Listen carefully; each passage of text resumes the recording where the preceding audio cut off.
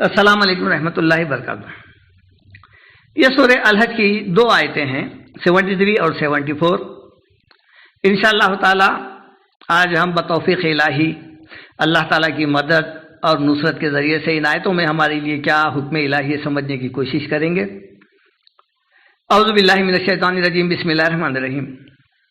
یا ایھا الناس ضرب مثل فاستمعوا لہ ان الذین تدعون من دون اللہ لن یخلقوا ذبابا ولو اجتمعوا لہ وإن یسلبهم الذباب شیئا لا یستنقذوه منہ ضعف الطالب والمطلوب ما قدر اللہ حق قدرہ ان اللہ لقوی عزیز، صدق اللہ العظیم۔ انشاءاللہ تعالی ایک ایک جملے کو ہم لفظی ترجمہ یا معنی سمجھتے ہوئے آگے بڑھیں گے۔ حکم الہی ہے یا ایھا الناس ضرب مثل فاستمعوا لہ۔ اللہ تعالیٰ کا ارشاد ہے یا ایھا الناس، خطاب عام ہے، نہ صرف مسلمان بلکہ تمام کائنات کے سبھی انسان مراد ہے۔ اے لوگو، یا ایھا الناس، اے لوگو، ضرب مثل فاستمعوا لہ، تمہارے لیے ایک مثال بیان کی جاتی ہے، دی جا رہی ہے ایک مثال، اس کو ذرا غور سے سنو، کان لگا کر سنو، دل لگا کر سنو، یعنی اس مثال پر غور و فکر کرو، شاید تم کو بات سمجھ میں آ جائے گی۔ اللہ تعالیٰ ایک تمثیل کے ذریعے سے شرک کی ایک بہت ہی بہترین عمدہ مثال دے کر مشرکوں کو شرک کی حقیقت ان پر واضح کر دی ہے۔ مثال کیا ہے؟ مثال یہ ہے ان الذین تدعون من دون اللہ لن یخلقوا ذبابا، ان الذین، بے شک جو لوگ، تدعون من دون اللہ، تم پکارتے ہو اللہ کو چھوڑ کر یا اللہ کے سوا،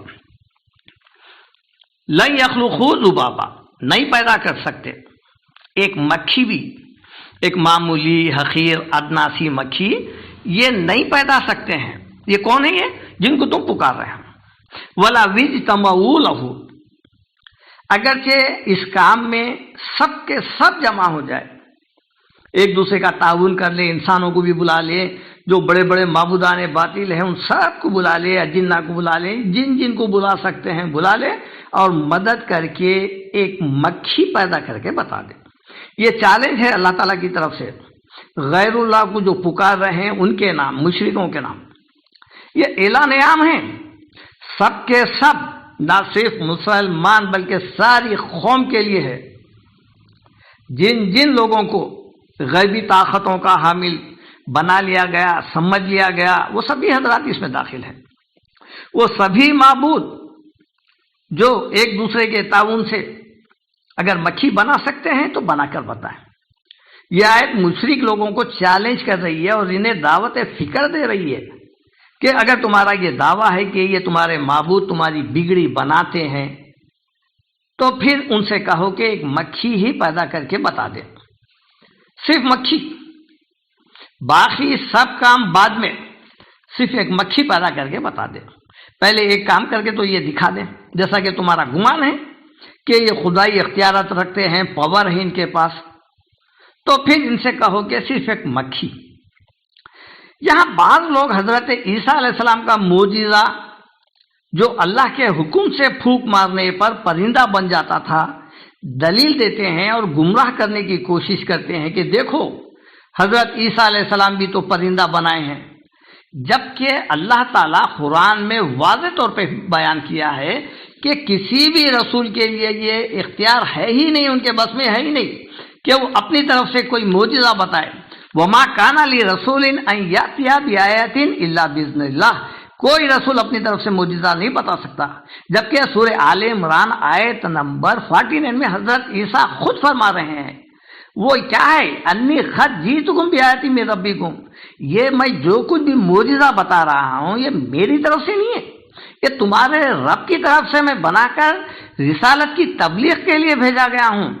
اور ہر معجزے پر ان کا یہ کہنا ہے کہ یہ بے اذن اللہ ہے، یہ اللہ کے حکم سے ہے، میری طرف سے نہیں ہو رہا ہے۔ اسی طرح حضرت موسیٰ علیہ السلام کا بھی وہ عصا جس کے مارنے پر اژدہا بنتا تھا، چشمے پھوٹتے تھے، وہ بھی حکم الہی تھا۔ وہ موسیٰ علیہ السلام اپنی طرف سے کوئی معجزہ نہیں بتا سکتے تھے، آج بھی وہ عصا ہے میوزیم میں، مارنے سے کوئی چیز ظہور میں نہیں آئے گی۔ یہ ہے اللہ کی طرف سے، اللہ تعالیٰ جب چاہتا ہے وہ معجزہ بتاتا ہے۔ یہاں پر یہ تمثیل دینا کہ حضرت عیسیٰ علیہ السلام بھی مردوں کو زندہ کیے ہیں، تو وہ حکم الہی، وہاں پر اصل فاعل حقیقی اللہ تھا۔ یہاں قرآن کا کیا چیلنج ہے؟ قرآنی الفاظ کیا ہے؟ ان الذین تدعون من دون اللہ، بے شک تم جو لوگ پکارتے ہو اللہ کو چھوڑ کر۔ مطلب کیا ہوا؟ صرف اللہ کو چھوڑ کر۔ اللہ کو چھوڑ کر کہنے کا مطلب ہے ساری کائنات کی مخلوق، چاہے فرشتے ہو، چاہے انسان ہو، یا اجنہ یا جنات، سبھی مخلوق ہے۔ اس آیت میں وہ تمام لوگ داخل ہیں، اس لیے کہ اللہ ہے، معبود ہے، رب ہے، الہ ہے، باقی سب اللہ کی مخلوق ہے۔ مخلوق کو خدائی درجہ دینے کی وجہ سے انہیں چیلنج کر کے کہا جا رہا ہے۔ جو لوگ خبر پرستی کے قائل ہیں وہ اس آیت میں ایک نئی بحث چھیڑ دیتے ہیں، خبر پرستی، اولیاء پرستی پر پردہ ڈالنے کی ناکام کوشش کرتے ہیں اور کہتے ہیں کہ یہ آیتیں بتوں کو ماننے والوں کے لیے نازل ہوئی ہے۔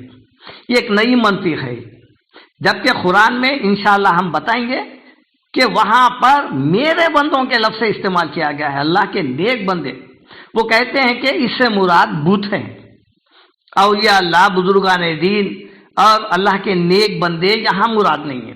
یہ غلط ہے۔ یہ سب سے پہلے یہ دیکھیے کہ شرک کسے کہتے ہیں۔ کیا صرف بت کو مدد کے لیے پکارنے کا نام شرک ہے؟ یہاں پر کس عمل کو شرک کہا جا رہا ہے؟ تدعون من دون اللہ، یہ الفاظ پہ غور کریے آپ۔ جو تم پکارتے ہو اللہ کو چھوڑ کر، روکا کس سے جا رہا ہے؟ بت سے؟ جی نہیں، پکارنا، تدعون، اللہ کو چھوڑ کر جا کر پکار رہے ہیں۔ دور سے بھی پکار سکتے ہیں، سامنے بھی پکار سکتے ہیں، چلتے پھرتے لوگ کئی وقت پکارتے ہیں، اپنے اپنے معبودوں کو پکارتے ہیں اور پھر یا لگا کر دوسروں کو بھی پکارتے ہیں، تو لہذا وہ سامنے ہونا ضروری نہیں ہے۔ یہاں پر کیا دیکھا جائے گا؟ مصیبتوں میں، مشکلوں میں جن سے دعائیں کر رہے ہیں، جن سے مدد طلب کر رہے ہیں، وہ چیز، وہ کیا الفاظ ہے وہ دیکھا جائے گا۔ آپ کس سے مدد چاہنا تھا، کس سے مدد چاہ رہے ہیں؟ اگر کوئی نان مسلم بت کو پکار رہا ہے اور پھر ایک مسلمان جو غیر اللہ کو پکار رہا ہے، تو ان دونوں میں دیکھیے آپ، دونوں ہی اللہ کو چھوڑ کر پکار رہے ہیں۔ یہاں پر بت کی بحث نہیں ہے اور نہ کسی مزار کی بحث ہے۔ یہاں پر یہ دیکھا جائے گا کہ مانگا کس سے جا رہا ہے۔ کیا وہ اللہ سے مانگے جا رہا ہے من دون اللہ، یا پھر وہ اللہ کے سوا ہے؟ اگر وہ اللہ کے سوا ہے تو من دون اللہ میں ہے، اگر وہ اللہ ہی سے ہے تو پھر یہ توحید ہے۔ اگر آپ اللہ کو چھوڑ کر پکار رہے ہیں تو پھر یہی شرک ہے۔ تدعون من دون اللہ، اللہ کو چھوڑ کر دوسروں کو مدد کے لیے پکارنا بھی کیسا؟ ما فوق الاسباب کے تحت۔ جیسا کہ حصول اولاد کے لیے لوگ خبروں پر جا کر دعائیں کرتے ہیں، رنج و غم پریشانیوں سے نجات کے لیے انہیں پکارتے ہیں، صحت و عافیت کے لیے پکارتے ہیں، بیماریوں سے نجات کے لیے پکارتے ہیں، اولیاء اللہ کو یا لگا کر حاضر ناظر سمجھ کر انہیں پکارتے ہیں، ان کے سامنے عاجزی انکساری کرتے ہیں، ان سے فریادیں کرتے ہیں، منتیں مانگتے ہیں، ان کی نظر و نیاز کرتے ہیں۔ یہ تمام کام، یہ تمام افعال اگر شرک نہیں ہے تو پھر کیا ہے؟ کیا یہ من دون اللہ میں داخل ہے یا نہیں؟ کیا ان کاموں میں اللہ کو چھوڑ کر اللہ کے نیک اولیاء اللہ فوج شدہ بندوں کو نہیں پکارا جا رہا ہے، یا پھر اللہ کو پکارا جا رہا ہے؟ اگر اللہ کو چھوڑ کر کوئی غیر مسلم بت کو پکارے، ان سے فریادیں کرے، تو ہمارا گمان یہ ہے، ہم یہ سمجھتے ہیں کہ وہ مشرک ہے، وہ شرک ہے۔ اب اگر کوئی یہی عمل کوئی مسلمان کر رہا ہے، کسی ولی اللہ کی خبر پر جا کر فریادیں کر رہا ہے، نظر و نیاز کر رہا ہے، تو پھر کیا وہ شرک نہیں سمجھا جائے گا؟ کیا مشرک چوری کر رہا تو چوری ہوگی؟ کیا مشرک یا کافر زنا کرا تو زنا ہوگا اور مسلمان چوری کرا تو وہ چوری نہیں ہوگی، زنا کرا تو زنا نہیں ہوگا؟ یہ کیسی منطق ہے؟ اللہ کے نیک بندوں کو آج تک پکارا گیا، کبھی ان کے بت بنائے گئے، کبھی ان کے مقبرے بنی، کبھی گنبدیں بنی۔ ہر وہ انسان چاہے وہ زمانے قدیم کا ہو، دیکھیے نوح علیہ السلام کے زمانے کے 5 لوگ، ود، سوا، یغوث، یعوق، نصر، یہ ولی اللہ تھے، احادیث میں آیا ہے۔ بعد میں رفتہ رفتہ ان کے بت بنائے گئے، پھر ان کی پوجا پاٹ رفتہ رفتہ شروع ہونے لگی اور پھر وہ مشہور ہوتے گئے۔ کئی قوموں میں دیکھیے آپ، سیاستدانوں کو، قوم کے سرداروں کے بت آج بھی بنے ہوئے ہیں۔ سائی بابا کا بھی یہی حال ہے، یعنی بت بناتے ہیں انسانی کا، اور پھر بعد میں پہلے تو انسان کی پوجا ہوتی ہے، بعد میں بت بنائے جاتے ہیں۔ اگر وہ غیر قوم کا ہے تو بت بنتا ہے، اگر وہ ہمارے یہاں اگر کوئی نیک اولیاء اللہ، ولی اللہ مرتا ہے تو پھر اس کی گنبد بنتی ہے، پھر آستانے وغیرہ لگتے ہیں، نظر و نیاز ہوتے ہیں، لوگوں کی بھیڑ اکٹھا ہوتی ہے، عرس ہوتے ہیں، چادریں چڑھائے جاتے ہیں، لوگ آتے ہیں، منتیں مانگتے ہیں۔ یہ تمام چیزیں کیا ہے؟ یہ اللہ کے نیک بندوں کو ہی یہ پکارا گیا ہے۔ دلیل کے طور پر دیکھیے آپ، قرآن اس کی تصدیق کر رہا ہے، سورہ اعراف آیت نمبر 194، ان الذین تدعون من دون اللہ عباد امثالکم فادعوہم فلیستجیبوا لکم ان کنتم صادقین۔ بے شک جو لوگ اللہ کو چھوڑ کر، ان الذین تدعون من دون اللہ، دوسروں کو پکارتے ہیں، وہ کون ہیں؟ عباد امثالکم، تمہاری طرح بندے ہیں۔ دیکھیے آپ کہاں ہیں بت؟ یہاں پر اللہ تعالیٰ کیا فرما رہے ہیں؟ عباد، عباد کسے کہتے ہیں؟ عبد کی جمع، بندوں کی جمع۔ عباد امثالکم، یہ تمہاری طرح میرے بندے ہیں جن کو تم پکار رہے ہیں، اور یہ نیک بندے ہیں۔ اچھا تم انہیں پکار کر دیکھو، فادعوہم فلیستجیبوا لکم ان کنتم صادقین۔ اچھا تم انہیں پکار کر دیکھو، پھر وہ تمہاری پکار کا جواب دے۔ اگر تم اپنے دعوے میں سچے ہیں تو پکار کے دیکھو۔ یہاں بھی الفاظ وہی ہے، دیکھیے الفاظ کیا ہے؟ تدعون من دون اللہ، تم پکار رہے ہیں، کس کو پکار رہے ہیں؟ میرے بندوں کو، اللہ کو چھوڑ کر اللہ کے سوا عبادن کو پکار رہے ہیں، میرے بندوں کو۔ میرے بندے، نیک بندے، کیا یہاں پر بت کا لفظ ہے؟ مراد بت ہے؟ کیا بت اللہ کے بندوں کے کیٹیگری میں لسٹ میں آتا ہے؟ جی نہیں، بندے کہتے ہیں صرف انسانوں کو۔ اور شرک کے لیے یہ یاد رکھیے، بت کا ہونا ضروری نہیں ہے، بلکہ وہ الفاظ جو شرکیہ جملے ہوتے ہیں، شرکیہ ہوتے ہیں، جن کو مخاطب کر کے لوگ اپنے اپنے معبودوں کو پکارا جاتا ہے، پکارا کرتے ہیں، وہ دراصل شرک ہے، وہ عمل شرک ہے۔ قرآن میں کئی جگہ آیا ہے کہ مشرکان مکہ فرشتوں کو اللہ کے بیٹیاں قرار دے کر ان کے بت بنائے تھے، ان سے مدد طلب کیا کرتے تھے۔ کیا قرآن اس عمل کو شرک نہیں کہا؟ دیکھیے آپ، اور پھر جنات کی بھی وہ پناہ مانگا کرتے تھے۔ مشرک لوگ جنات کو جب کبھی جاتے تھے تو ان کی پناہ بھی مانگا کرتے تھے، وہ بھی شرک ہے۔ اب ایک اور آیت دیکھیے آپ، سورہ الکہف آیت نمبر 102، جس میں بھی یہی لفظ میرے نیک بندے آیا ہے، بت کا لفظ نہیں ہے۔ افحسب الذین کفروا ان یتخذوا عبادی من دونی اولیاء، کیا کافر لوگ یہ خیال کرتے ہیں کہ وہ میرے نیک بندوں کو میرے سوا کارساز بنا کر بچ جائیں گے؟ یہ سمجھ نہیں ہے لوگ کہ میرے نیک بندوں کے پاس جا کر، ان کی پناہ میں آ کر، انہیں معبود سمجھ کر پکار کر میرے عذاب سے بچ جائیں گے؟ یہاں اللہ تعالیٰ کا یہ کہنا کہ میرے بندے کون ہیں؟ بت ہیں؟ نہیں، یہاں پر بھی وہی بات نہیں ہے۔ ظاہر ہے اس سے مراد انبیاء ہے، اولیاء اللہ ہی ہے۔ اب آپ دیکھیے، سب سے بڑی دلیل کیا حضرت عیسیٰ علیہ السلام کو مسیحی یعنی کرسچن لوگ خدا کا درجہ نہیں دیے ہیں؟ خدا بنا لیے ہیں، خدا کا درجہ دیے ہیں، اپنا کارساز بنا لیے ہیں، کام بنانے والا، بگڑی بنانے والا، ہر قسم کی مدد کرنے والا۔ اور پھر اسی طرح کیا آج ہم اولیاء اللہ کے مزارات پر رجوع ہو کر یہی کام کر رہے ہیں، یہی فریادیں کر رہے ہیں، انہیں مشکل کشا سمجھ رہی، حاجت روا سمجھ رہی، یہی کام ہم بھی کر رہے ہیں۔ ایک اور آیت سورہ زخرف آیت نمبر 15 میں بھی یہی لفظ ہے۔ کیا لفظ ہے؟ عبادی، میرے نیک بندے، اس کے نیک بندے۔ وَجَعَلُوا لَهُ مِنْ عِبَادِهِ جُزْءًا، ان الانسان لکفور مبین، اور لوگوں نے اس کے بندوں میں سے یعنی اللہ کے بندوں میں سے اس کا جز بنا ڈالا بعض کو، بے شک انسان کھلا احسان فراموش ہے۔ یہاں لفظ کیا ہے؟ اس کے بندے، اللہ کے بندے، یعنی وہ لوگ جو اللہ کے نیک بندے تھے انہوں نے ان لوگوں کو اللہ کا شریک بنا ڈالا۔ قرآن جہاں معبودان باطل کو آپ دیکھیے ایک مکھی پیدا کر کے دکھانے کا دعویٰ پیش کیا ہے، وہیں اس سے ایک قدم اور آگے بڑھتے ہوئے سورہ فاطر آیت نمبر 14 اور 15 میں کھجور کی گٹلی کے اوپر کی جھلی کا بھی اختیار نہیں رکھنے کا بھی دعویٰ پیش کیا ہے۔ وَالَّذِينَ تَدْعُونَ مِن دُونِهِ مَا يَمْلِكُونَ مِنْ خِطْمِيرٍ، جن لوگوں نے اللہ کو چھوڑ کر، اس کو چھوڑ کر دوسری ہستیوں کو پکارتے ہیں اور انہیں مشکل کشا سمجھتے ہیں، وہ تو کھجور کی گٹلی کے اوپر باریک جھلی کا بھی اختیار نہیں رکھتے۔ ان کی بے بسی اور لاچارگی کا یہ حال ہے کہ ان تدعوہم لا یسمعوا دعاکم، اگر تم انہیں پکارو مدد کے لیے مشکلوں میں تو یہ کوئی جواب نہیں دے سکتے کیونکہ بے جان ہیں، نہیں سن سکتے۔ وَلَوْ سَمِعُوا مَا اسْتَجَابُوا لَكُمْ، اگر بالفرض سن بھی لے تو تمہاری کسی بھی دعا کو قبول نہیں کر سکتے۔ وَلَوْ سَمِعُوا کا لفظ بحث کو، تکرار کو چھوڑ کر آگے بڑھنے کے لیے کہا گیا ہے، حالانکہ اسے سننا ثابت نہیں۔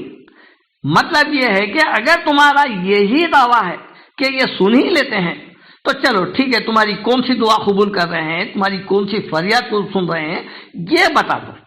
وَيَوْمَ الْقِيَامَةِ يَكْفُرُونَ بِشِرْكِكُمْ، اور قیامت کے دن تمہاری دعاؤں کا، تمہاری فریادوں کا، نظر و نیازوں کا یہ صاف انکار کر دیں گے۔ کون کریں گے انکار؟ قیامت میں کس کو اٹھایا جائے گا؟ بتوں کو۔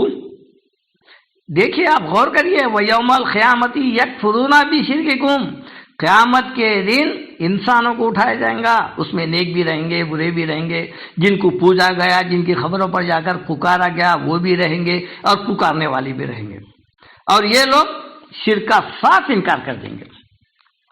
وَلَا يُنَبِّئُكَ مِثْلُ خبیر، اے نبی صلی اللہ علیہ وسلم اصل بات تو یہ ہے کہ اللہ خبیر کے سوا آپ کو کوئی صحیح خبر نہیں دے سکتا۔ یہ جو خبر مل رہی ہے قرآن کے ذریعے سے جس میں یہ بتایا گیا کہ مردے نہیں سنتے ہیں، اور دوسری چیز وہ اللہ کے نیک بندے جن کو وفات ہو چکی ہے وہ بھی مدد کرنے پر کسی طرح حاضر نہیں ہے، مددگار صرف اللہ کا ہے، اللہ ہے۔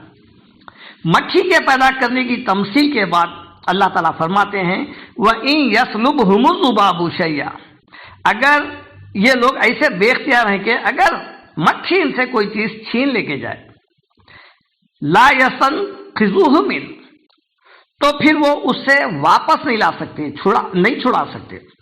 یعنی ان کے سامنے جو ان کے نذرانے رکھے ہوتے ہیں، کھانے پینے کی چیزیں ہوتی ہیں، اگر مکھی بیٹھ کر اس میں کا کچھ حصہ لے کر اڑی تو پھر یہ اسے واپس نہیں لا سکتے ہیں۔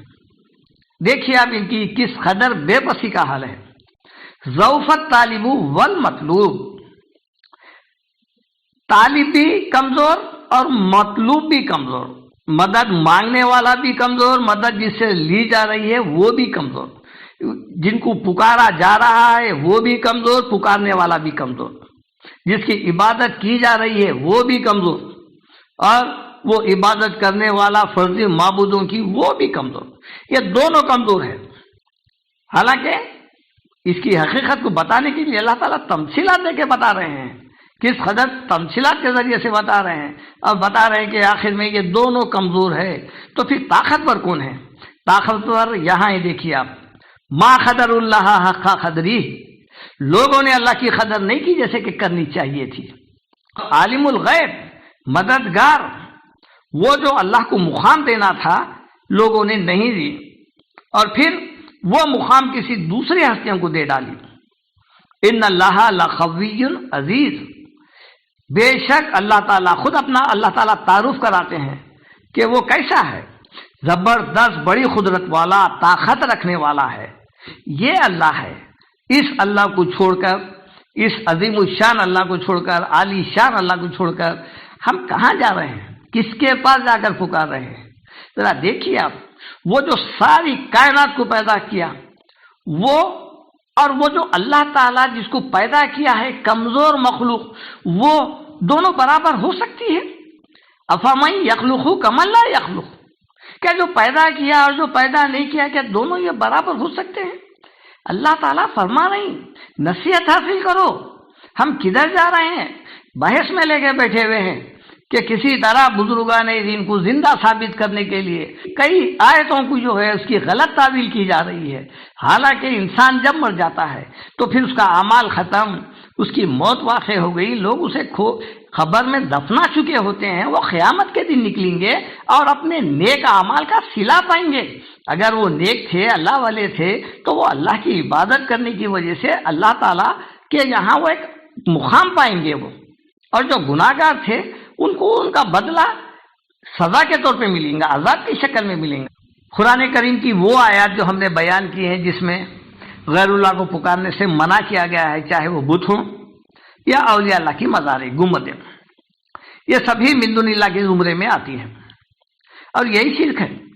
قرآن کریم میں اس قسم کی بے شمار آیتیں آئی ہے جس میں اللہ کے نیک بندوں کو بعد وفات کارساز، حاجت روا، مشکل کشا بنانے سے سخت منع کیا گیا ہے، اور پھر صرف ایک اللہ کی عبادت اور اسی کی بندگی کا حکم دیا گیا ہے۔ قرآن کھول کر پڑھیے، سمجھیے، قرآن کا فیصلہ حق ہوتا ہے، کسی بھی جماعت کی حمیت یا تعصب کی اینک لگا کر نہ پڑھے، اگر ایسا کریں تو پھر قرآن کا کچھ بھی فہم حاصل نہ ہوگا۔ کسی اور کی بات ماننے سے پہلے سب سے پہلے قرآن کا حکم جانیے۔ قرآن حجت ہے، ہر ایک کے قول پر کسوٹی ہے، قرآن ہدایت ہے سب انسانوں کے لیے، چاہے پڑھے لکھے عالم ہو یا عام آدمی، سب کے لیے برابر ہے، ھدی للناس ہے۔ اللہ تعالیٰ سے دعا ہے کہ اللہ تعالیٰ ہمیں سیدھے راستے پر چلائے، آمین۔ وآخر دعوانا ان الحمدللہ رب العالمین۔